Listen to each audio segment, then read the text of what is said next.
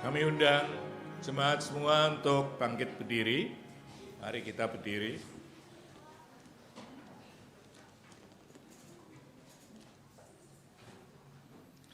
Kita akan menyanyikan Kidung Jemaat 11.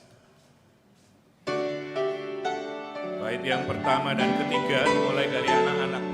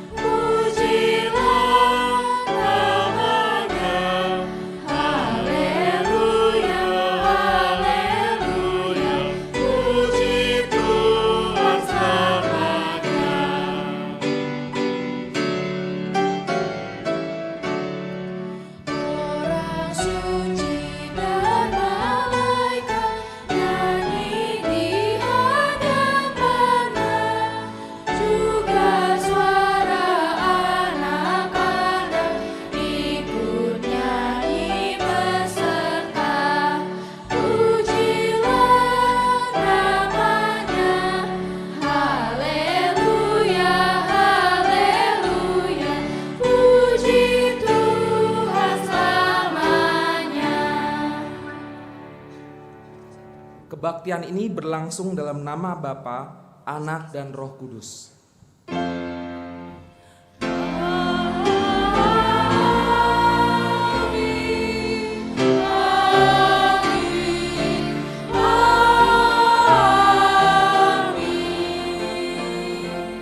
Kasih karunia dan damai sejahtera dari Allah Bapa kita dan dari Tuhan Yesus Kristus menyertai kita. Silakan duduk. Selamat pagi Bapak Ibu dan jemaat yang terkasih. Ada suasana yang berbeda pada pagi hari ini karena kebaktian umum, kebaktian jemaat yang ada di bawah hari ini bergabung dengan anak-anak sekolah minggu. Saya sendiri seperti yang mungkin Bapak Ibu banyak sudah tahu, bergereja bersekolah minggu di tempat ini sudah dari kelas 3 SD. Meskipun papa mama nggak join ke gereja, tetapi saya bersyukur saya bisa ada di Kafling Polri sejak kelas 3 SD. Dan memang Kafling Polri atau GKI secara khusus memang sangat kuat sekali di basis keluarga. Karena dari saya kelas 3 SD sampai saya segede ini, udah gede banget, saya banyak melihat keluarga-keluarga Kristen tumbuh di gereja ini. Dari yang paling gampang adalah anak-anak sekolah minggu saya yang sedang melayani Bapak Ibu berdiri di depan. Saya mengenal mereka dari mereka bayi, betul-betul dari mereka bayi sampai sekarang gitu. Jadi memang sungguh anugerah Tuhan ketika keluarga Tuhan titipkan di tempat ini. Tema kita pagi hari ini adalah when you teach your son, you teach your son's son. Aduh ribet ya Bapak Ibu ya, ini ngomong apa coba kuenya. Artinya adalah ketika Bapak Ibu mengajar anak Anda juga sedang mengajar cucu Anda. Saya bicara tentang legacy Bapak Ibu, warisan. Apa sih warisan itu? Saya nggak bicara tentang uang atau tentang harta benda yang akan Bapak Ibu turunkan kepada anak atau cucu kita. Orang tua saya bukan berasal dari ekonomi yang mapan. Dan saya nggak mau bragging, nggak mau berlarut-larut tentang itu. Tapi ada satu hal yang selama berpuluh-puluh tahun, yang salah satu yang mereka ajarkan lah, salah satu kali mami saya bilang begini ketika saya masih di umur pra-remaja segede mereka, saya sempat menjadi anak yang luar biasa nakal gitu ya. Ada satu hal yang ibu saya, mama saya ngomong begini, oh mama sama papa nggak akan bisa nemenin kamu seumur hidup. Kita terbatas waktu, terbatas ruang. Mami papi kerja, kamu sekolah. Jadi saya nggak bisa nemenin, kata si mama. Tapi ada satu warisan yang mama titipkan kepada saya, yang saya coba pertahankan sampai seumur hidup saya. Yakni Tuhan Yesus sendiri. Bapak Ibu, pada pagi hari ini ketika kita boleh bersama-sama duduk di tempat ini sebagai satu keluarga, mari kita mengucap syukur kepada Tuhan. Kita bersama menyanyikan pujian kita, Kidung Jemaat 420, ayat 1-4, Yesus kawan anak-anak.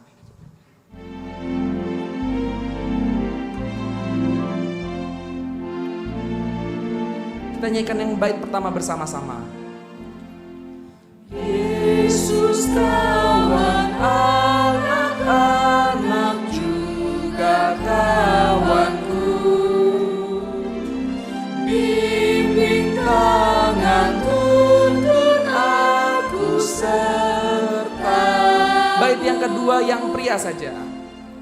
Ajar aku melakukan yang benar dan baik, pimpin aku memikirkan hal yang baik. Yang ketiga yang perempuan saja.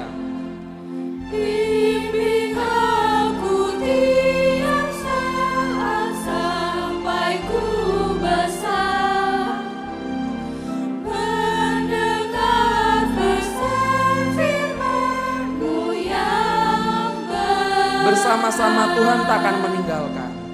Tuhan takkan meninggalkan aku kawanmu. Ku serahkan seluruh hidup padamu. Menariknya Bapak Ibu, keluarga yang harusnya menjadi tempat tanda kutip percontohan juga menjadi tempat kita menjadi diri kita sendiri biasanya. Kalau di gereja atau di kantor atau di tempat-tempat umum lain, kita biasanya pakai peran Bapak Ibu. Kita menggunakan peran kita sebagai atasan, sebagai manajer, sebagai owner, sebagai karyawan, kita pakai peran-peran itu. Tapi di rumah biasanya kita menjadi diri kita sendiri. Kalau mungkin beberapa orang tua di sini sudah kenal gitu siapa saya gitu. Mungkin tahu lah, kalau kenal mungkin hanya beberapa. Oh, Wewe, Titi, Meme gitu ya, bertigaan gitu, kok kayaknya kompak. Bapak Ibu jangan salah. Justru biasanya kami di rumah itu kalau berantem jauh lebih heboh daripada TV. Ada banyak kata-kata yang saya punya satu kelemahan Bapak Ibu. Saya punya satu kelemahan yang saya harus sampaikan. Kukuwe punya kelemahan adik-adikku. Kalau kukuwe emosi, kalau kukuwe marah, kukuwe suka mengeluarkan kata-kata yang tidak patut kukuwe keluarkan gitu. Dan itu biasanya justru keluar di dalam rumah. Karena di rumahlah kita biasanya menjadi siapa diri kita. Adik saya ada satu yang sangat sensitif terhadap kata-kata. Jadi satu kali dia ngomong dengan sangat serius bahwa saya terluka loh kalau kamu ngomong begitu gitu. Terus saya jadi berpikir gini, oh iya ya, di rumah yang kita menjadi diri kita sendiri, seringkali kita dengan mudah dengan sangat gampang menyakiti dan tidak menghargai orang-orang yang justru ada di rumah. Bapak Ibu, pengakuan dosa kita pada pagi hari ini, saya mau ajak untuk kita memikirkan di hadapan Tuhan, sudahkah saya sungguh-sungguh menghargai keluarga saya? Sudahkah saya sungguh-sungguh betul-betul memikirkan keluarga yang Tuhan titipkan adalah keluarga yang betul-betul berharga? Ataukah justru kata-kata atau tindakan kita yang sering kali malah membuat keluarga kita menjadi rusak hanya karena emosi, hanya karena kata-kata. Tuhanku bila hati kawanku menjadi lagu pengakuan dosa kita, Kidung Jemaat 467, bait yang pertama sampai bait yang ketiga.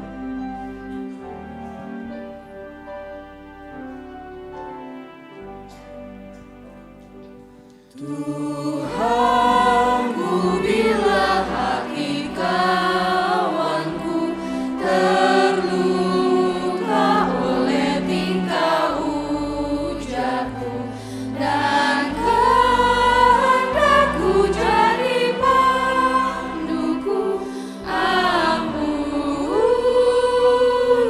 Jikalau tuturku tak semena dan aku tolak orang berkesah, Tuturku tak semena dan aku tolak orang berkesah, pikiran dan tuturku mencela, ampun.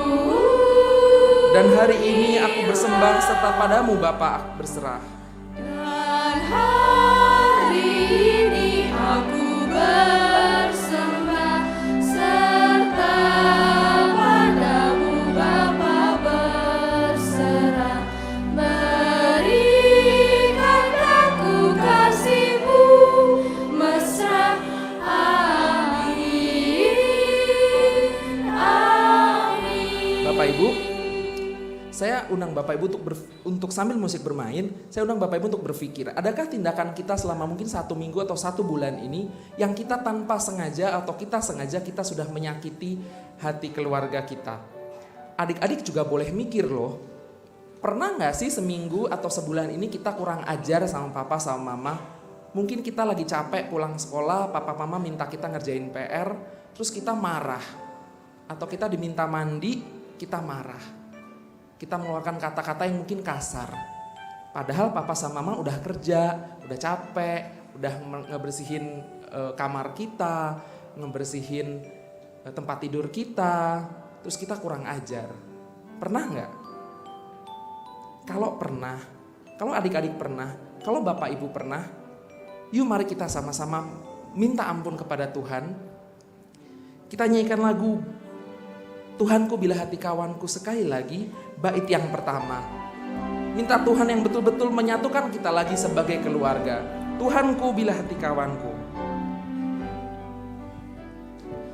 Tuhanku bila hati kawanku terluka oleh tingkah ujarku dan kehendakku jadi panduku, ampunilah. Bapak Ibu, saya undang untuk bangkit berdiri. Kita akan menekan berita anugerah dari Tuhan yang saya ambil dari Efesus 3 ayat 16 sampai 19. Saya akan membacakannya untuk Bapak Ibu. Efesus 3 ayat 16 sampai 19. Aku berdoa supaya Ia menurut kekayaan kemuliaannya menguatkan dan meneguhkan kamu oleh rohnya dalam batinmu, sehingga oleh imanmu Kristus diam dalam hatimu dan kamu berakar serta berdasar di dalam kasih. Aku berdoa supaya kamu bersama-sama dengan segala orang kudus dapat memahami betapa lebarnya dan panjangnya dan tingginya dan dalamnya kasih Kristus, dan dapat mengenal kasih itu sekalipun ia melampaui segala pengetahuan. Aku berdoa supaya kamu dipenuhi di dalam seluruh kepenuhan Allah. Demikianlah berita dari Tuhan. Saya undang Bapak Ibu untuk boleh bersalaman. Saling bersalaman, adik-adik sekolah minggu juga boleh saling bersalaman. Salam kawanku, salam kawanku, salam, salam.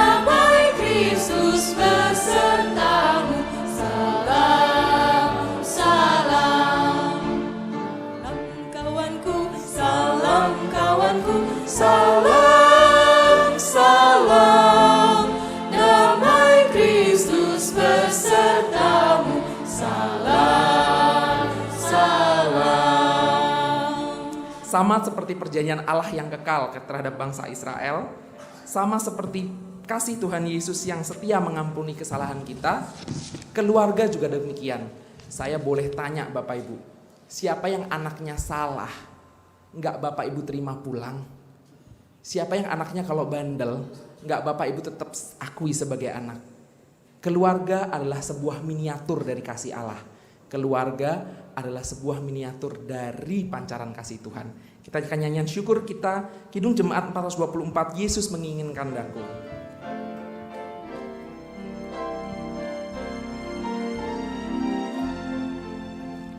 Yesus menginginkan daku bersinar baginya, dimanapun ku berada, ku mengenang Bersinar, bersinar.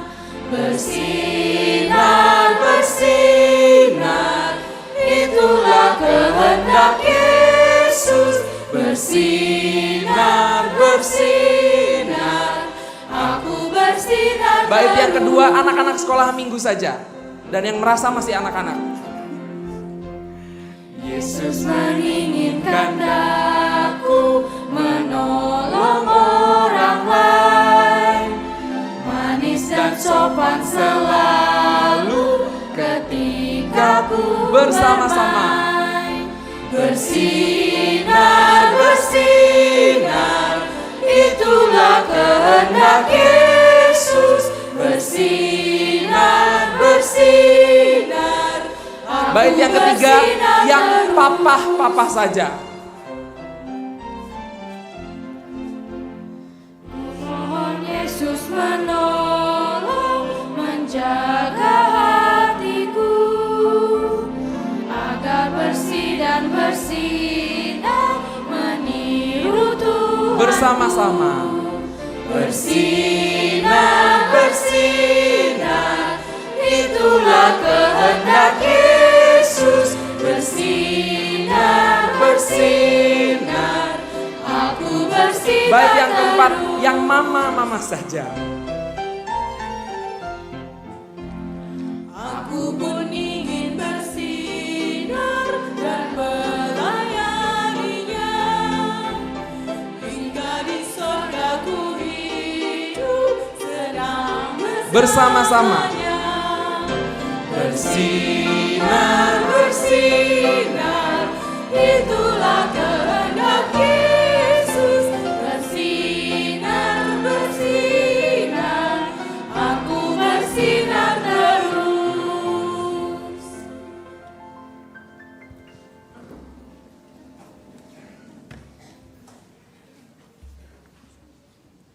Mari Bapak Ibu sekalian kita berdoa. Tuhan, kami mau bersinar terus, seperti Engkau bersinar bagi kami. Kami mau belajar bagaimana kami bersinar setiap hari, dalam setiap keadaan. Baik kami sebagai papa, kami sebagai mama, kami sebagai anak-anak, kami sebagai oma opa, kami sebagai kakak adik.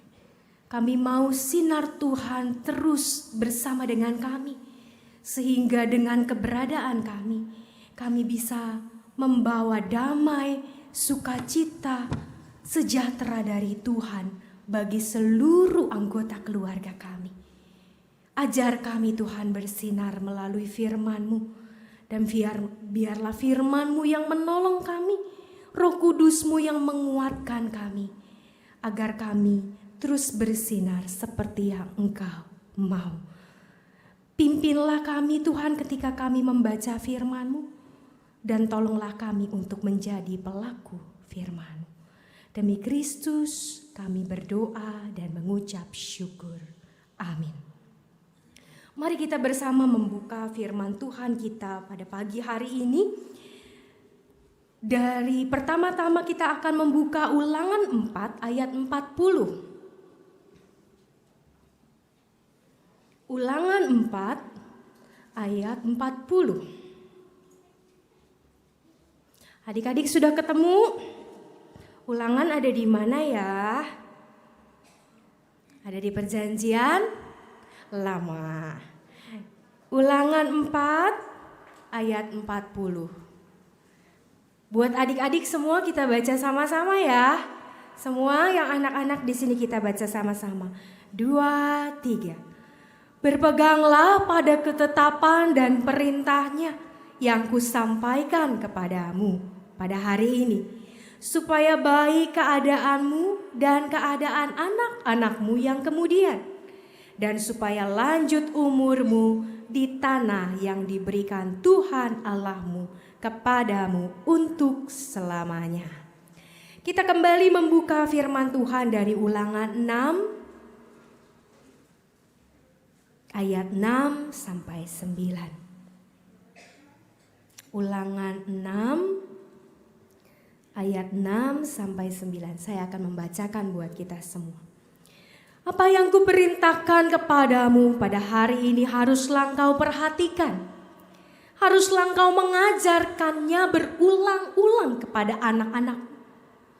Dan membicarakannya apabila engkau duduk di rumahmu, apabila engkau sedang dalam perjalanan, apabila engkau berbaring, dan apabila engkau bangun.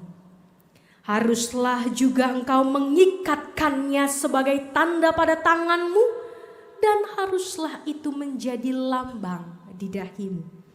Dan haruslah engkau menuliskannya pada tiang pintu rumahmu dan pada pintu gerbangmu.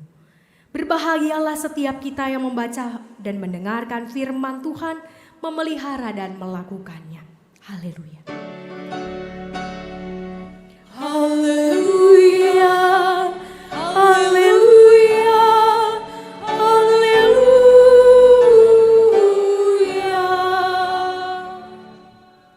Selamat pagi Bapak Ibu sekalian, selamat pagi adik-adik. Pagi.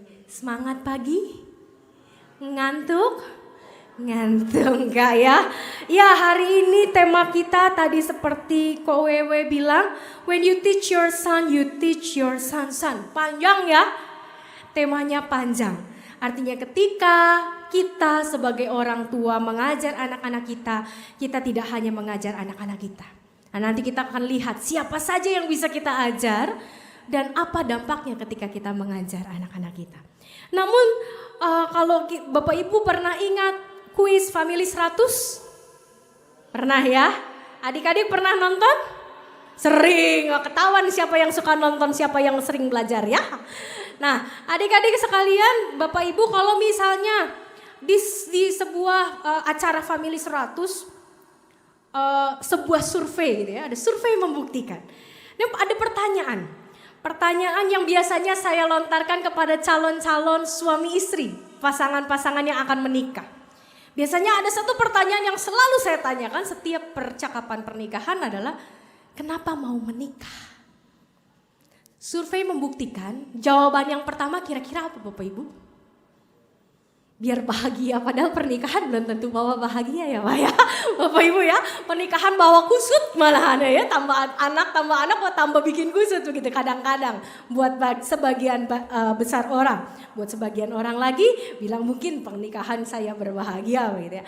Nah yang kedua kemudian survei membuktikan kira-kira kenapa para pasangan muda ini mau menikah, atau Bapak Ibu mengingat dulu kenapa mau menikah? Ini sebetulnya adalah jawaban yang paling sering saya temukan ketika saya melakukan percakapan pranikah. Saya mau punya anak. Itu jawaban yang paling sering. Dan setiap pertanyaan itu dilontarkan jawaban pertamanya itu. Saya mau punya anak, kami mau punya keturunan. Supaya ada yang melanjutkan farm, marga, nama keluarga termasuk usaha keluarga. Penting itu Bapak Ibu sekalian.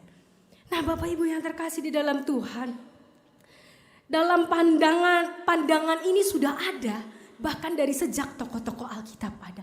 Kalau manusia, kalau suami istri tidak dikaruniai anak itu sepertinya aib. Seorang perempuan kalau tidak bisa mengandung itu rasanya aib. Kalau Bapak Ibu sekalian melihat cerita-cerita firman Tuhan, berapa banyak termasuk ibu dari Samuel begitu ya.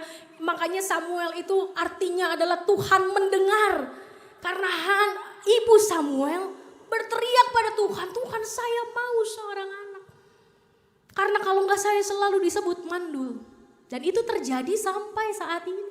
Sampai kita di masa modern. Sehingga setiap pasangan-pasangan yang mau menikah pasti ditanyanya, kenapa mau menikah? Mau punya anak. Dan pertanyaan kedua yang selalu saya tanya, kalau Tuhan tidak kasih bagaimana? Dan itu pun pertanyaan yang pernah terus dan saya sampai saat ini saya tanyakan pada diri saya gitu ya. Kalau Tuhan tidak kasih bagaimana? Apakah kita akan marah sama Tuhan atau tidak begitu ya? Nah itu nanti panjang kalau kita ceritakan. Tapi itu yang selalu saya tanyakan di dalam percakapan pranikah. Bapak Ibu sekalian, ketika anak yang ditunggu-tunggu tidak datang juga. Di beberapa suku bangsa bahkan laki-laki diberikan hak untuk menikah lagi, begitu ya. Dan kita lihat bagaimana kemudian Abraham juga dulu menikahi gundiknya.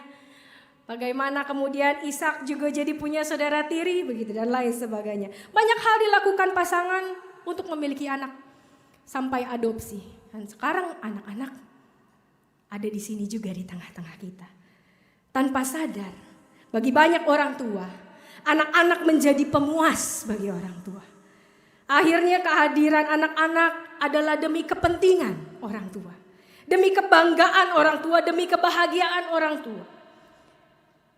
Buat status sosial supaya tidak dikatakan mandul dan tidak diberkati Tuhan. Dan bukan untuk si anak itu sendiri, apalagi untuk Tuhan. Kehadiran anak-anak di tengah keluarga seringkali menjadi keinginan orang tua semata.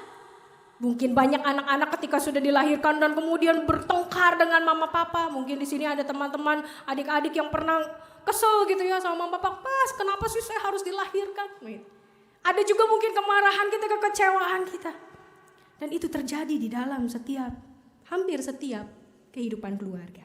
Dampaknya ketika anak tidak dapat memenuhi apa yang diharapkan oleh orang tua, maka anak menjadi sasaran kemarahan orang tua, kekecewaan orang tua, dan menjadi sasaran untuk kata-kata kasar dari orang tua.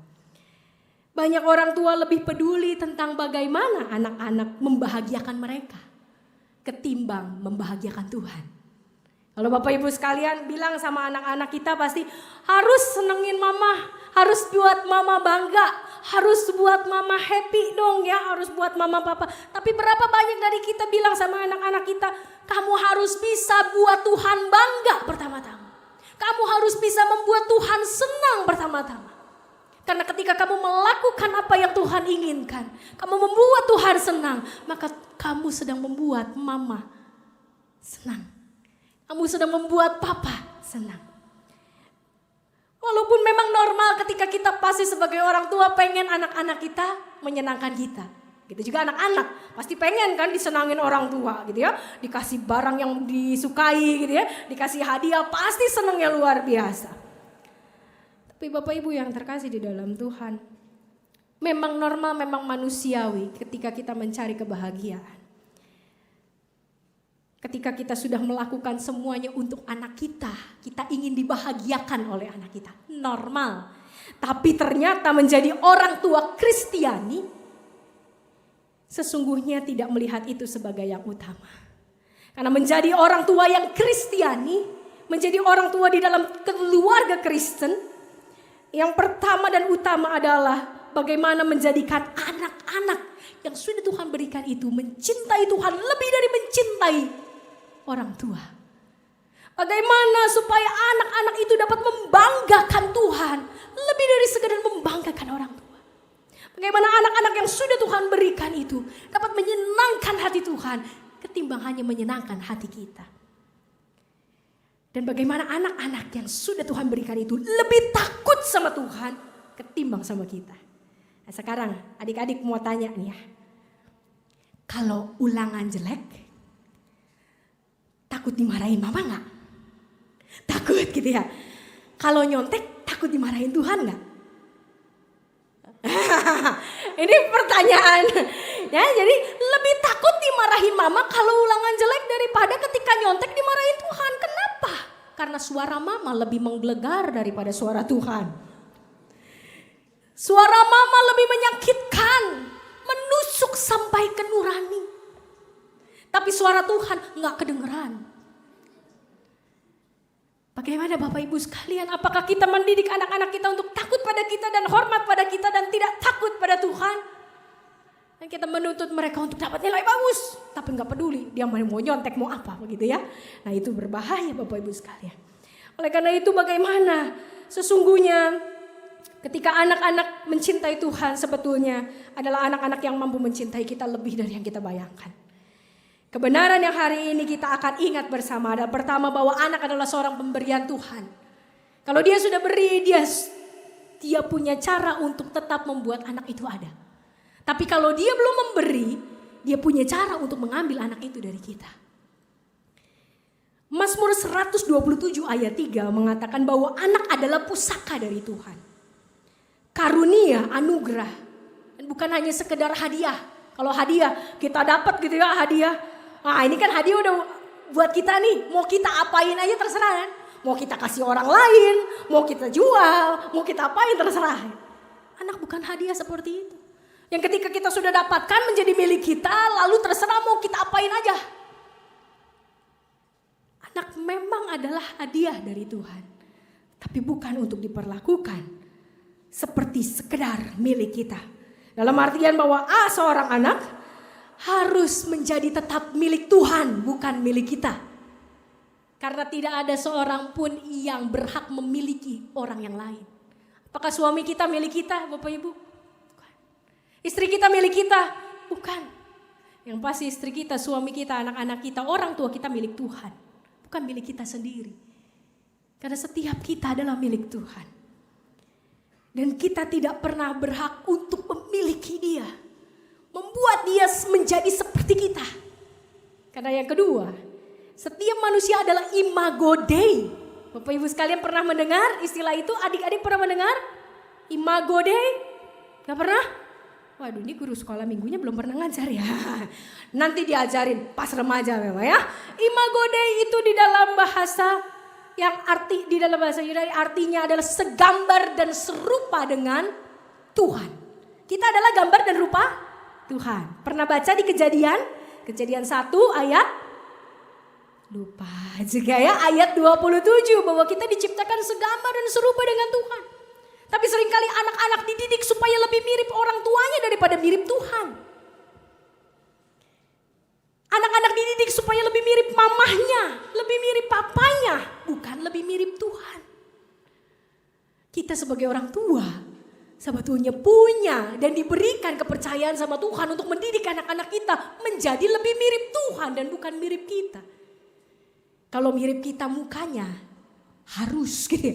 Kalau nggak mirip sama kita mukanya bukan anak kita, nggak akan diakuin begitu kan. Tapi kalau sifatnya harus mirip Tuhan, karakternya harus mirip Tuhan. Dan itu yang Tuhan inginkan ada di dalam setiap hati orang tua. Bahwa setiap hati orang tua punya kerinduan untuk membuat anak-anak mereka sesuai dengan gambar Allah. Bukan gambar mereka sendiri. Bukan menjadikan anak-anak seperti kita, tapi menjadikan anak-anak kita seperti Allah. Andai kita berhasil menjadi orang tua yang baik, itu pun bukan hasil karunia kita, kebisaan kita, kepandaian kita menjadi orang tua. Tapi karena Tuhan memberikan kepada kita kemampuan, hikmat, sukacita untuk melakukannya. Karena Allah punya 1001 cara untuk terus membuat anak kita mengenal siapa dia. Nah, Bapak Ibu, sekarang adalah bagaimana caranya supaya kita melakukan peran itu. Kalau tadi kita melihat bahwa anak adalah pemberian Allah yang pertama, maka bukanlah milik kita. Yang kedua, anak adalah imago Dei. Maka kita harus didik sesuai dengan gambar Allah, bukan gambar kita. Sesuai dengan kehendak Allah, cita-cita Allah, bukan kehendak, cita-cita, keinginan kita sebagai orang tua. Bagaimana kita bisa menolong Allah? Karena kita dipercaya oleh Allah untuk mendidik anak-anak kita. Kalau dari firman Tuhan yang tadi kita baca bersama, yang diajarkan di ayat pertama tadi kita tidak membaca ayat pertama, saya akan membacakan kembali ayat yang pertama. Dari Ulangan 6 ayatnya yang pertama. Inilah perintah yakni ketetapan dan peraturan yang aku ajarkan kepadamu atas perintah Tuhan Allahmu untuk dilakukan di negeri kemana engkau pergi untuk mendudukinya. Perintah Allah adalah yang pertama. Berapa banyak Bapak Ibu sekalian kita mengajar anak kita tentang warna, tentang angka, tentang bahasa asing dari masa kecil. Adik-adik masih ingat gak dulu diajarin warna umur berapa sama mama papa? Ini warna biru, ini warna kuning. Umur berapa? Ada yang umur 4, ingat? Ada yang di bawah umur 4? Nah sekarang umur berapa diajar sama mama papa berdoa? Yang angkat tangan. Umur berapa? Gak kelihatan. Umur berapa? Umur 4 juga. Jadi lebih cepat disuruh belajar warna apa belajar berdoa? Warna. Bapak Ibu sekalian, itu yang kita lakukan. Banyak orang tua dari kecil mencoba untuk membuat anaknya pandai bicara. Pandai warna. Dari kecil sudah pakai bahasa Inggris. This is pink. You know, pink. Merah muda dia nggak tahu, taunya pink gitu. Karena orang tuanya taunya pink. Begitu di sekolah, ini warna apa? Pink gitu ya. Masih mending kalau pink masih ada di merah muda, kita masih bisa sebut pink. Kalau yang lain bahaya.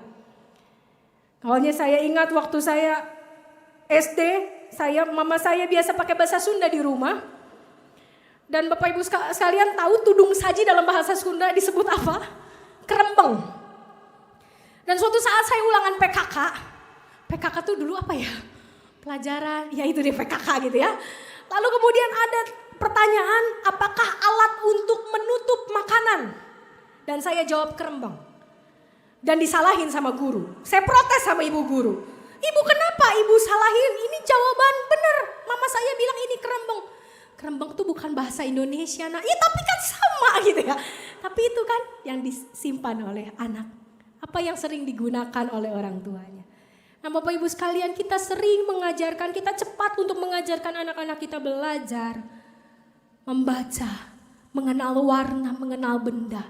Tapi berapa sering dari kita mengajar mereka berdoa. Belajar mengajar mereka tentang siapa Tuhan. Siapa Yesus. Dan mungkin banyak dari kita kan susah ngajarin anak tentang Yesus. Nanti kalau nanya Yesus mati, abis mati kok bisa bangkit? Kelinci saya mati gak bangkit-bangkit. Repot jawabnya Bapak Ibu sekalian gitu ya. Tapi bukan berarti kita tidak bisa mengajarkan mereka. Bukan berarti kita berhenti karena kita tidak tahu bagaimana menjawab pertanyaan-pertanyaan mereka yang sulit. Bukan berarti kita berhenti ketika kita bilang bahwa Allah itu abstrak dan baru bisa dipahami ketika nanti mereka gede. Jadi akhirnya pendidikan rohani, pendidikan spiritual diserahkan pada guru sekolah minggu. Kalau enggak, guru di sekolah. Tapi bukan oleh kita sendiri. Banyak orang tua berpikir belajar tentang Tuhan terlalu sulit bagi anak-anak. Padahal anak-anak kita belajar tentang Tuhan bahkan sejak dari kandungan. Mereka belajar banyak hal dari sejak kandungan. Kalau Bapak Ibu sekalian sekarang di zaman yang modern begitu ya. Bagaimana ibu-ibu hamil pakai lagu di perutnya. Pakai gelombang di perutnya begitu ya. Gelombang saya nggak tahu gelombang apa begitu ya. Gelombang cinta itu beda lagi ya. Tapi bagaimana ibu-ibu berusaha, orang tua berusaha untuk membuat anak itu pintar. Secara intelektual. Tapi bagaimana tugas kita sebagai orang tua supaya anak itu pintar secara spiritual.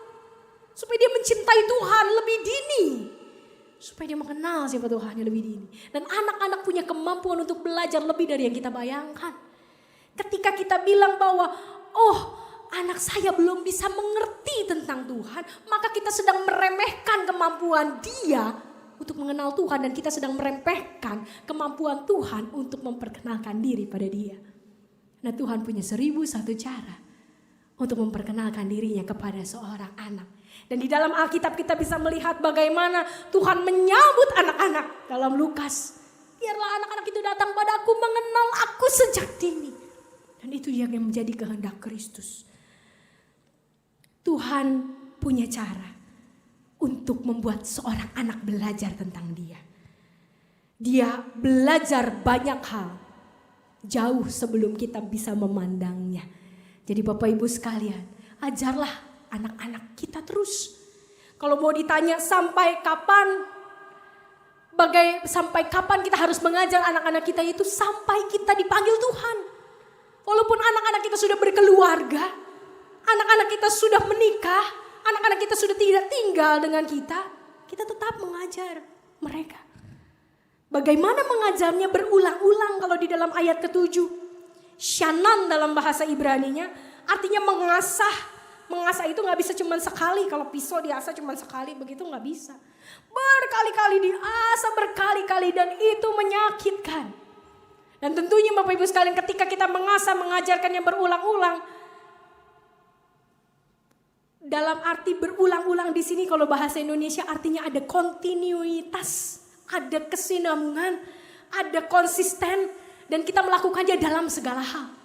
Dalam ketika kita kesal kita bisa mengajar tentang Tuhan. Ketika kita marah kita mengajar tentang Tuhan. Ketika kita sedih kita mengajar tentang Tuhan. Ketika kita menghadapi masalah kita mengajar tentang Tuhan. Dan itu yang lebih sulit ketimbang ketika kita lagi senang. Ketika kita lagi damai. Hubungan kita sebagai suami istri lagi baik. Coba mengajar tentang cinta kasih. Suami istri lagi bertengkar. Anak cuma ngeliatin mama papa berantem. Ada yang pernah lihat adik-adik papa mama bertengkar? Pernah? Wah pernah. Rasanya bagaimana? Sakit? Sedih?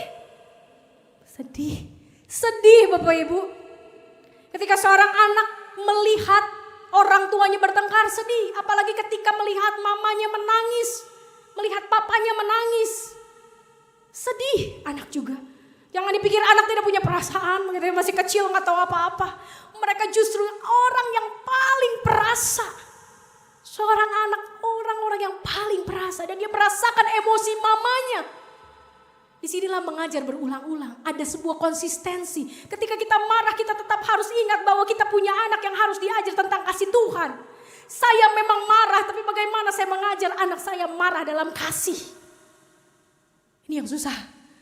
Bagaimana saya mengajar kalau kamu nanti suatu saat marah, janganlah marah seperti manusia, tapi marahlah seperti Tuhan marah. Kalau Tuhan marah, nanti kalau di firman Tuhan marah membakar segala sesuatu gitu ya. Enggak gitu juga gitu ya Bapak Ibu sekalian. Tapi bagaimana ketika dia harus menghadapi hal-hal yang menyakitkan dalam hidupnya. Kita mencontohkannya secara positif ketika kita juga menghadapinya. Dan itulah arti mengajar berulang-ulang. Mengajar secara konsisten, mengajar secara kontinu. Bukan hanya ketika kita lagi happy, tapi ketika kita lagi berbeban berat. Bapak Ibu sekalian, ketika saya belum mengandung, saya mau mikirin positif, bodo amat ya. Mau pikirin negatif ya bodo amat juga gitu ya. Saya gak pikirin, mau pikiran baik, mau pikiran buruk, ada di otak saya ya. Saya gak pikirin. Tapi ketika saya mulai mengandung, disinilah saya mulai berpikir. Anak saya tahu apa yang saya pikirin. Ketika saya berpikir negatif di otak saya ketakutan, saya khawatir, saya sedih, saya marah. Maka janin yang ada dalam perut saya yang sedang berkembang, dia tahu apa yang saya rasakan. Dan di situ saya harus mengendalikan diri, Tuhan. Jangan sampai dia merasakan kemarahan saya. Jangan sampai dia merasakan kekhawatiran saya. Dan itu menjadi perjuangan yang baru buat saya. Bapak Ibu yang terkasih di dalam Tuhan. Mengajar berulang-ulang tidak mudah karena harus ada di dalam setiap keadaan. Harus setia dalam setiap keadaan.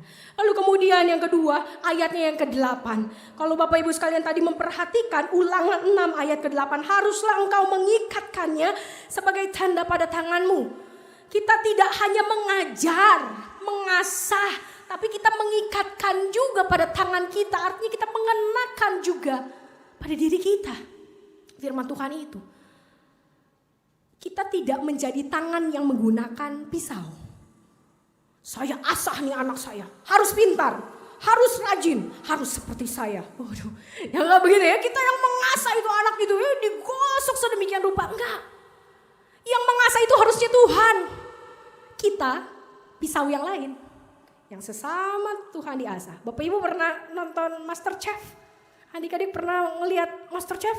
Itu kalau ngasah ya, dia nggak pakai asah, tapi dia pakai pisau sama pisau. Gitu ya. Dan pisaunya jadi tajam. Orang tua adalah pisau pertama, anak adalah pisau kedua. Dan tangannya adalah Tuhan. Tangannya adalah Tuhan. Jangan menjadikan kita adalah tangan yang hanya sekedar mengasah anak kita menjadi tajam. Karena di tangan Tuhan, baik orang tua maupun anak-anak harus sama-sama tajam. Kalau anak diajar tentang mengasihi, maka orang tua harus lebih pintar daripada anak dalam hal mengasihi. Kalau anak diajar untuk mengampuni, maka orang tua harus lebih pintar mengampuni. Kalau anak-anak diajar untuk jujur, maka orang tua harus lebih pintar untuk jujur. Oh, anak-anak senang banget ya. Kalau anak-anak disuruh bekerja keras, maka orang tua juga harus bekerja keras lebih keras. Karena dia adalah pisau pertama. Dan dia diasah, digosok terus oleh anak-anaknya. Siapa yang siap menikah, siapa yang siap punya anak, bukan adalah orang-orang yang punya uang. Yang sudah cukup nih secara ekonomi, sudah siap, rumahnya udah ada, udah tinggal masuk. Bapak Ibu sekalian, orang-orang yang sungguh-sungguh siap untuk menikah, orang-orang yang sungguh-sungguh siap untuk punya anak, dikaruniai anak oleh Tuhan, adalah orang-orang yang siap diasah, siap diproses oleh Tuhan. Karena sekarang kita tidak hanya diproses oleh pasangan kita diproses oleh anak kita. Kita diajar untuk lebih sabar oleh anak kita. Kita diajar untuk lebih berserah oleh anak kita. Kita diajar untuk lebih bersyukur oleh anak kita. Proses yang tidak mudah. Proses yang seringkali menyakitkan. Tapi proses yang selalu indah kalau kita menyerahkan tangan yang mengasah itu adalah tangan Tuhan sendiri, bukan tangan kita. Nah, Bapak Ibu sekalian, ketika kita sudah mengikatkannya kepada diri kita, artinya kita menjadi teladan terus menerus. Kalau sekarang misalnya, saya sudah tidak jadi orang tua lagi, saya sudah punya cucu gitu ya. Sekarang saya, anak saya sekarang yang tinggal mengajar cucu saya tidak mengajar anak saya lagi, salah. Kita sudah punya cucu, makanya hari ini tema kita, ketika Anda sedang mengajar anak Anda mengajar juga cucu Anda. Karena mau sampai kita kapanpun, mau sampai kita mati, kita harus tetap jadi teladan buat anak-anak kita dan terlebih buat cucu-cucu kita. Karena kalau kita melihat, kalau dalam ilmu psikologi dibilang memang semakin tua itu balik lagi kayak anak begitu ya. Itu ilmu psikologi, tapi ilmu teologi gak begitu Bapak Ibu. Ilmu teologi gak begitu. Ilmu teologinya tentang lansia itu ada di Mazmur 92 ayat 12 sampai 24. Semakin tua harus semakin kuat. Semakin tua harus semakin berbuah. Semakin tua semakin kokoh seperti kayu aras Libanon. Kayu aras di Libanon itu kuat luar biasa. Kuat luar biasa. Saking kuatnya mereka bisa tumbuh di atas batu. Bukan tumbuh di atas tanah gembur. Tumbuh di atas batu.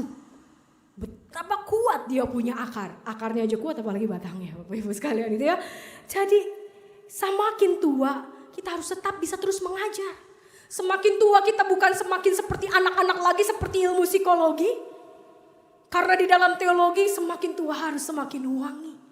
Semakin harum, semakin indah, semakin berharga. Semakin menjadi teladan. Nah buat kita yang belum punya anak, apakah tema ini kemudian tidak relevan? Kan saya belum punya anak, gak ada yang saya ajar gitu ya. Enggak tentunya. Tema ini tetap menjadi tema yang relevan karena mendidik anak di sini bukan hanya soal mendidik darah daging. Mendidik anak di sini bukan hanya soal mendidik anak biologis. Tapi mendidik anak di sini menggambarkan mereka yang ada di sekeliling kita yang membutuhkan didikan, pengenalan, pemahaman, teladan tentang kasih Tuhan. Jadi kalau adik-adik, tentu adik-adik di sini belum punya anak ya. Ya iyalah saya masih anak, masa udah punya anak lagi gitu kan. Umur berapa saya? Belum punya anak, tapi tentu adik-adik di sini bisa mengajar adik-adik yang lebih kecil. Siapa yang punya dedek di rumah? Banyak ya yang punya dedek. Yang jadi kakak banyak di sini ya. Nah sekarang bagaimana tugas si kakak-kakak ini mendidik para dedek supaya kenal Tuhan. bagaimana kakak-kakak mendidik adik-adik, mengenalkan adik-adik kita supaya kenal juga sama Tuhan Yesus.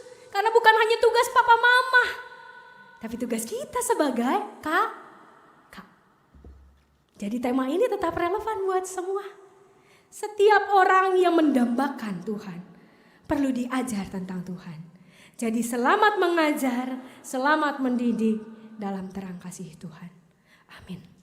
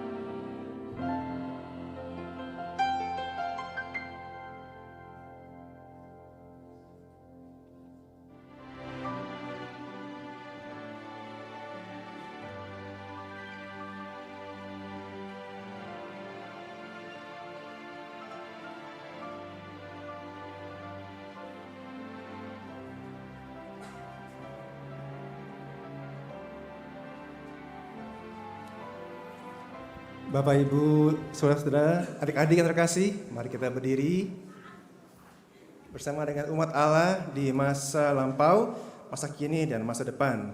Mari kita mengingat pengakuan pada baptisan kita menurut pengakuan iman rasuli.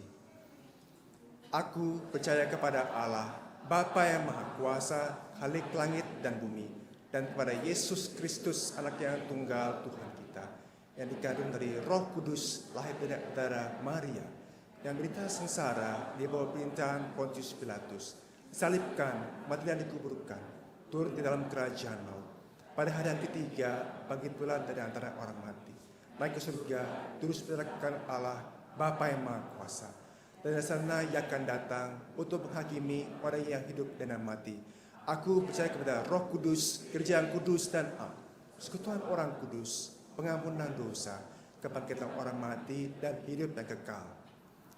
Silakan untuk kembali.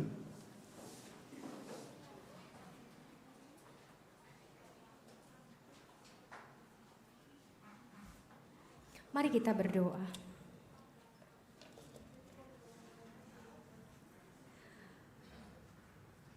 Tuhan Yesus yang baik, Tuhan yang mengasihi kami, melihat kami begitu berharga, bahkan sejak kami belum ada di tengah dunia ini. Dan bila saat ini kami bisa ada di tengah-tengah dunia, kami mengambil peran-peran yang luar biasa yang Tuhan percayakan kepada kami. Terutama ketika kami diberikan kesempatan, diberikan kepercayaan untuk menjadi orang tua dari anak-anak kami. Itu bukan hal yang mudah, Tuhan. Kami sebagai orang tua, kami berjuang. Kami berjuang untuk bisa menaklukkan hati kami dan mencari hati Tuhan bagi anak-anak kami. Kami berjuang untuk menaklukkan ego kami, untuk menjadikan kehendak dan cita-cita Tuhan bagi anak kami terjadi.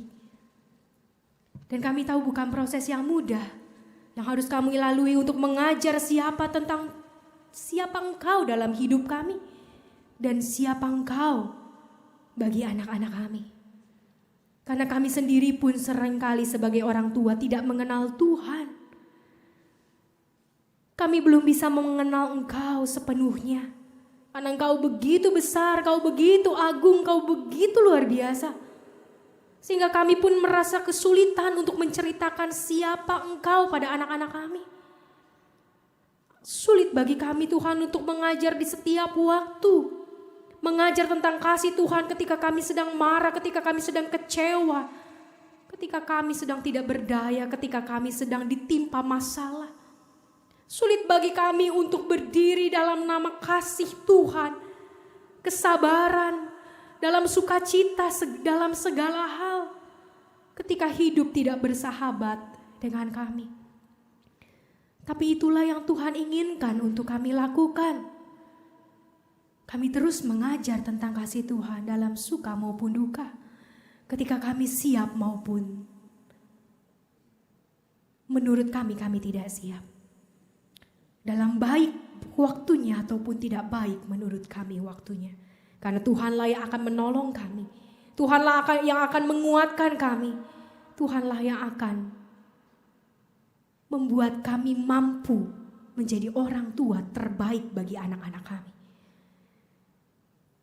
Terima kasih Tuhan untuk kepercayaan yang Kau berikan itu. Dan biarlah Engkau terus memberikan kepada kami kekuatan. Karena anak-anak ini adalah milik-Mu dan bukan milik kami. Anak-anak ini adalah pemberian-Mu, bukan hasil usaha kami sebagai manusia. Jadi tolonglah kami Tuhan. Karena sesungguhnya tidak akan pernah ada kehidupan tanpa kehendak-Mu sendiri. Kami berdoa Tuhan untuk jemaat Tuhan dimanapun berada. Secara khusus untuk jemaat Tuhan yang mengalami tekanan di beberapa tempat, di Jawa, di Papua. Tuhan tolonglah mereka, kuatkanlah mereka. Agar di tengah tekanan pun mereka tetap bisa mendidik anak-anak mereka. bisa tetap menjadi teladan di tengah persekutuan mereka. Di tengah dunia, di tengah orang-orang yang tidak mengenal Tuhan. Sehingga di dalam tekanan, kasih Tuhan tetap nyata. Di dalam penderitaan, kasih Tuhan tetap terbukti. Tuhan, kami juga mau berdoa Tuhan, agar setiap kami dimampukan untuk bisa menolong sesama kami yang berada di dalam kesulitan, berada di dalam kesusahan, dengan menjadi teladan. Ada sesungguhnya ketika kami mengajar tentang Tuhan kepada setiap teman kami sedang mengajar Tuhan kepada keluarga mereka, kepada sahabat-sahabat mereka, kepada orang-orang di sekeliling mereka juga. Jadi biarlah kasih Tuhan semakin banyak dirasakan oleh semakin banyak orang. Kami berdoa untuk setiap jemaat yang sedang sakit dan berada dalam pemulihan. Tuhan, kuatkan mereka agar mereka tidak menjadi putus asa dan lemah karena sakit yang harus mereka rasakan pada tubuh mereka. Tapi biarlah mereka terus menjadi kuat di dalam iman, kuat di dalam pengharapan. Karena mereka yakin mereka punya Allah yang mampu melakukan apa yang baik bagi mereka. Kami berdoa Tuhan untuk pengurus badan-badan pelayanan, agar setiap kami sungguh-sungguh dimampukan untuk melaksanakan setiap program yang sudah kami susun bersama dengan bertanggung jawab. Dan tentunya Tuhan dengan satu tujuan, yaitu membuat kasih Tuhan semakin nyata di tengah jemaat ini. Membuat pelayanan Tuhan semakin terasa di tengah jemaat ini. Membuat cinta kasih Tuhan semakin mewarnai setiap pelayanan kami. Kami berdoa untuk retret jemaat yang akan kami laksanakan pada bulan Desember. Retret keluarga Tuhan. Kami tahu Tuhan betapa sulitnya menjadi keluarga di tengah zaman yang semakin keras, semakin gelap, semakin banyak menghantam hidup kami. Tapi biarlah Tuhan melalui retret ini kami sebagai keluarga disegarkan, dikuatkan untuk terus bersatu dan bukan tercerai-berai karena zaman. Kami berdoa untuk bangsa dan negara kami berdoa untuk para pemimpin kami, untuk presiden kami. Berikan kepada dia hati yang terus takut akan Tuhan, pikiran yang terus ditaklukkan di dalam takut akan Tuhan. Sehingga setiap keputusan yang ia ambil menjadi keputusan yang menyenangkan hati Tuhan. Dan bukan sekedar menyenangkan hati bangsa ini, terutama hati orang-orang yang memiliki kepentingan di tengah bangsa ini. Terima kasih Tuhan Yesus. Inilah doa kami yang jauh dari sempurna. Dan masih banyak sekali permohonan-permohonan yang ada di dalam hati kami. Yang kami yakin dan percaya Kau mengenal hati kami lebih daripada orang lain. Daripada orang-orang di sekeliling kami. Bahkan dibanding kami sendiri. Karenanya kami mau menyerahkan setiap pergumulan hidup kami ke dalam tangan Tuhan. Tuhan yang menolong dan menguatkan kami. Dalam nama Tuhan Yesus Kristus kami berdoa.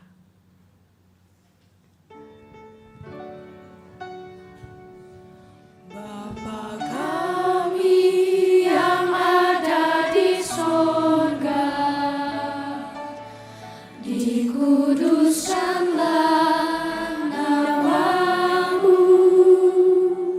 datanglah kerajaan-Mu, jadilah kehendak-Mu di bumi seperti di sorga.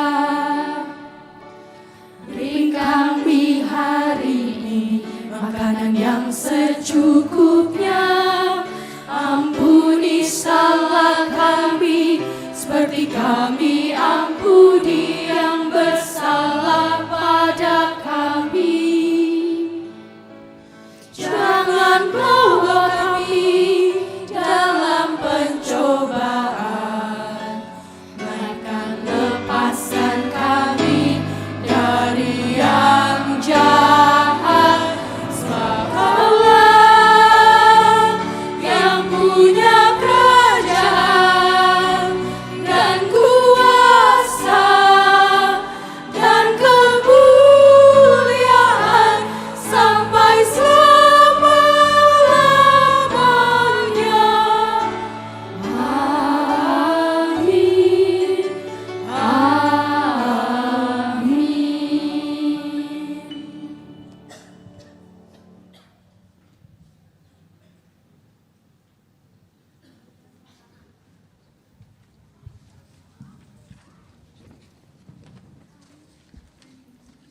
Bapak, Ibu, Saudara-saudari, anak-anak sekolah minggu yang terkasih, mari saat ini kita membawa persembahan yang sudah kita siapkan dari rumah dengan mengingat firman Tuhan yang terambil dari Mazmur 24 ayat 1 dan 2. Mazmur 24 ayat 1 dan 2. Tuhanlah yang empunya bumi serta segala isinya dan dunia serta yang diam di dalamnya. Sebab dialah yang mendasarkannya di atas lautan dan menegakkannya di atas sungai-sungai. Dengan bersuka cita memuji Tuhan, kita membawa persembahan kita diiringi pujian Ku Beri Persembahan.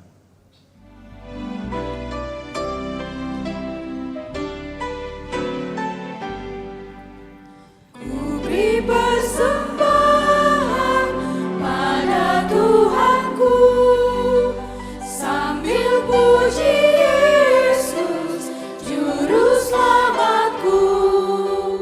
Dengan sukaria ku beri padamu dan merasa kaya dalam Tuhanku.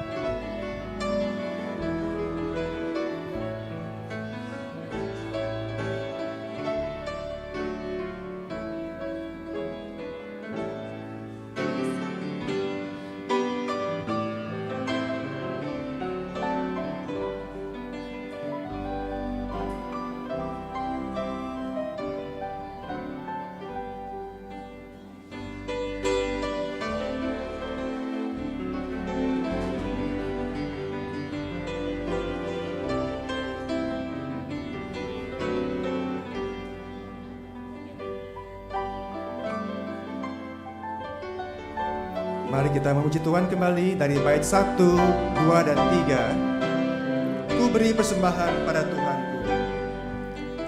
Ku beri persembahan pada Tuhanku, sambil puji Yesus Juru Selamatku.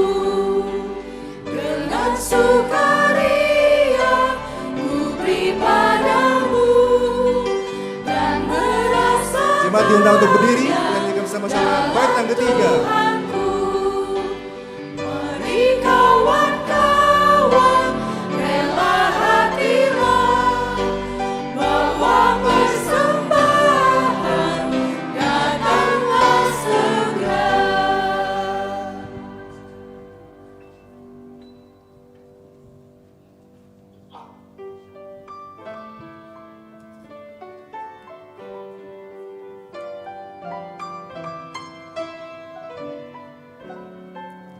Mari kita bersatu dalam doa. Tuhan Allah Bapa Surgawi, terima kasih ya Bapa atas kenaikan kelas kami, atas kebaktian keluarga ini. Terima kasih ya Tuhan atas kesehatan yang Kau berikan kepada kami, kepada orang tua kami, oma, opa, kungkung, para pengasuh kami yang kami cintai. Terima kasih atas sekolah dan pekerjaan. Terima kasih ya Tuhan atas makanan dan minuman, atas rezeki melalui papa, mama yang selalu ada bersama dengan kami. Terima kasih ya Tuhan atas orang-orang di sekeliling kami yang begitu mengasihi kami. Saat ini ya Tuhan, kami membawa persembahan ini yang semua asalnya adalah daripada-Mu. Pakailah ya Tuhan, berkatilah orang-orang yang mengelolanya. Dan semoga persembahan ini bisa menolong orang-orang yang memerlukan bantuan, baik yang dekat maupun jauh. Tuhan, kami juga mempersembahkan tubuh kami sebagai ibadah yang hidup dan kudus dan berkenan kepada Allah. Terimalah ya Tuhan, di dalam nama Tuhan Yesus kami sudah berdoa dan mengucap syukur. Amin.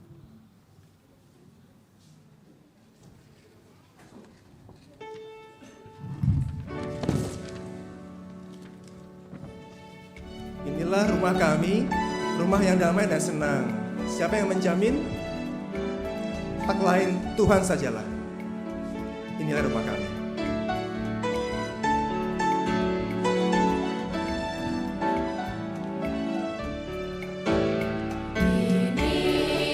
Inilah rumah kami, rumah yang damai dan senang. Siapa yang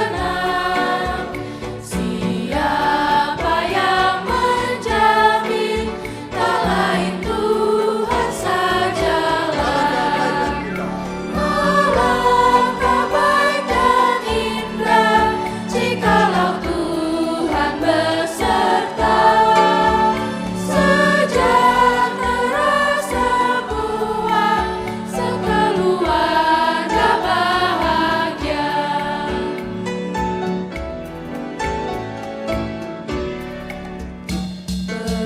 Betapalah mesranya ayah dan ibu contohnya. Semua anak-anak ikut teladan tindaknya.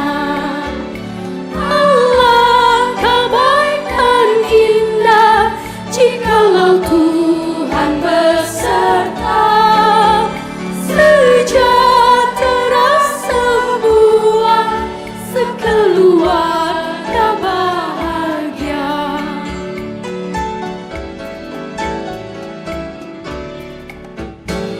Di dalam kesusahan kami berdoa tak segan. Dalam kesenangan ucapan syukur bergema. Alangkah baik dan indah jikalau Tuhan beserta. Sejahtera semua, sekeluarga bahagia. Banyak orang tua mengatakan pada anak-anak, kamu harus lebih baik daripada mama papa. Sebenarnya itu keliru Bapak Ibu sekalian. Mama papa tetap harus lebih baik daripada anak-anaknya. Karena seorang mama papa belajar lebih lama, lebih banyak setiap hari. Maka seorang menjadi orang tua, menjadi seorang pendidik harus tetap lebih baik dari yang dididiknya. Oleh karena itu doronglah terus diri kita agar diri kita bisa menjadi pendidik-pendidik yang terbaik bagi anak-anak kita. Dan kita bisa semakin unggul di dalam Tuhan. Arahkanlah hatimu kepada Tuhan. Jadilah saksi Kristus. Terpujilah Tuhan. Pergilah dengan sejahtera dan terimalah berkat Tuhan. Tuhan memberkati engkau dan melindungi engkau. Tuhan menyinari engkau dengan wajahnya dan memberi engkau kasih karunia. Tuhan menghadapkan wajahnya kepadamu dan memberi engkau damai sejahtera. Amin.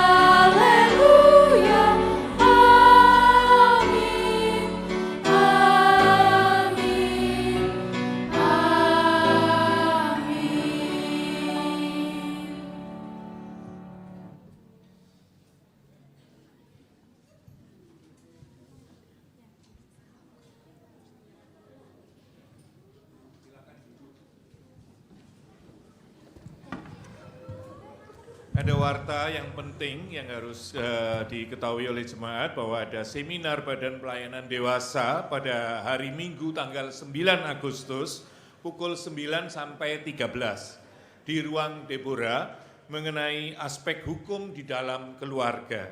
Pembicara Ibu Natalia Pandiangan Esa dan moderator Bapak Denny Kristianto. Bapak Ibu diundang untuk menghadirinya. Dan pendaftaran dibuka mulai dari pagi ini, dari baktian pagi dan baktian sore. Demikian juga ada pengumuman mengenai perayaan hari ulang tahun RI yang ke-70 akan diadakan pada hari Minggu tanggal 16 Agustus pukul 9.30 setelah kebaktian pagi di lapangan parkir gereja. Ada disediakan berbagai macam lomba untuk anak-anak, remaja, pemuda, dewasa, dan keluarga. Pendaftaran juga dimulai dari hari ini. Sekian warta lisan, dan saat ini kita akan menyaksikan pembagian piagam untuk anak-anak sekolah minggu. Kami harap jemaat dapat bersabar. Bapak Ibu, terima kasih untuk waktunya. Saya minta waktu 5-10 menit untuk membacakan nama anak-anak sekolah minggu yang saya boleh memberikan komplimen kepada orang tuanya, siapapun itu, yang mereka sudah boleh dengan rajin hadir di sekolah minggu dan mengerjakan saat teduh. Informasi sedikit Bapak Ibu supaya kami bisa juga didukung oleh orang tua, bahwa saat teduh sekolah minggu saat ini sudah menggunakan kurikulum yang sama bahannya dengan jemaat umum. Jadi ketika Bapak Ibu pulang, anak-anak akan mendapatkan bahan Alkitab yang sama persis dengan yang Bapak Ibu dengar di hari Minggu. Jadi sinkron antara orang tua dengan anak. Izinkan saya mengundang beberapa nama anak, dan kalau orang tuanya hadir, saya juga izin mengundang orang tua atau walinya untuk maju ke depan untuk menerima piagam dari Bapel Anak dan Majelis Jemaat dan kemudian berfoto bersama. Dari kelas 1 langsung saja Theoni Clarissa Jiu, kemudian ada Caroline Evelyn, Darren, Cedric Lunardi, itu dari kelas 1-2. Langsung maju ke depan.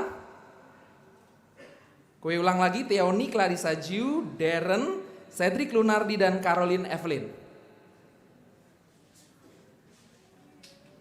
Kita boleh berikan tepuk tangan untuk anak-anak ini, terima kasih. Dari kelas 3-4 ada Andrew Pasca Tambunan, Filia Januari Putri, dan Jenis Mulia.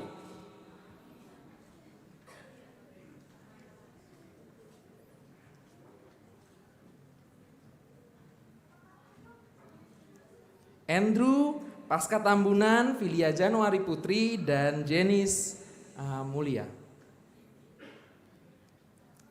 Jangan turun dulu, tetap di tempat saja.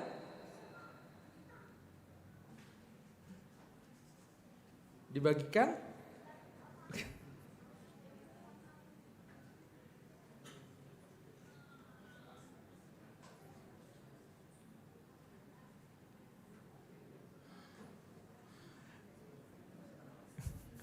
Kemudian dari kelas 5-6 ada Patricia Aurel Agus Dinata, Yuni, kemudian Abednego Andrew, dan Gerson Christian. Langsung? Kue ulang sekali lagi, Patricia Aurel Agus Dinata, Yuni, Abednego Andrew, dan Gerson Christian.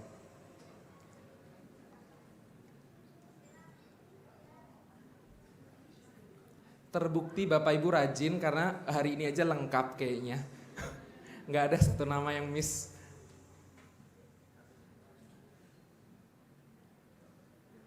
Oke, dari kelas para remaja, Macy Gracelyn Mulia dan Daud Krisman.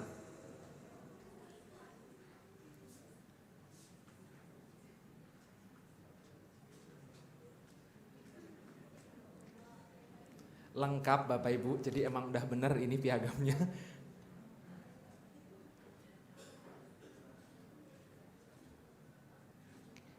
Kepada orang tua bisa ikutan berfoto dengan majelis di depan. Kepada orang tua yang mengaku punya anak-anak ini, ini anaknya Bapak Ibu. Boleh maju ke depan, kita sebentar saja berfoto bersama dengan Majelis Jemaat dan Ibu Pendeta Yael.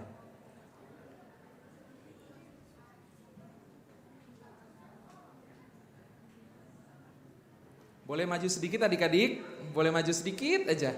Maju sedikit, maju sedikit. Nah, biar bisa berfoto.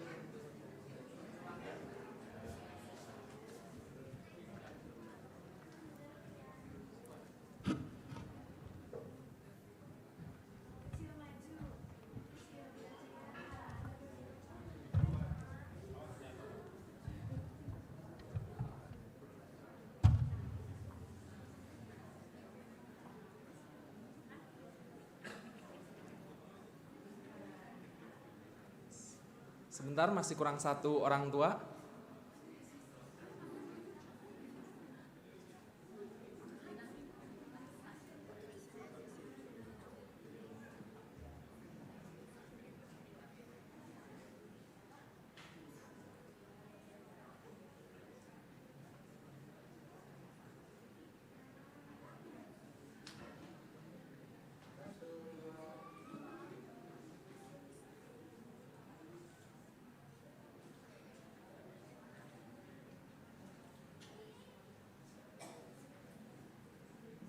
Oke, dipersilahkan duduk kembali, terima kasih.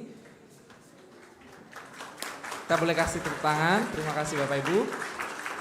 Setelah ini juga kepada orang tua dan anak sekolah minggu untuk tidak langsung pulang, ada kenang-kenangan dari sekolah minggu di kelas masing-masing. Dan kami juga mengundang orang tua untuk masuk ke kelas masing-masing, ke kelas mereka yang baru. Bapak Ibu, saya undang untuk bangkit berdiri, kita akan menutup kebaktian kita dengan menyanyikan PKJ 288 bait yang keempat, inilah rumah kami.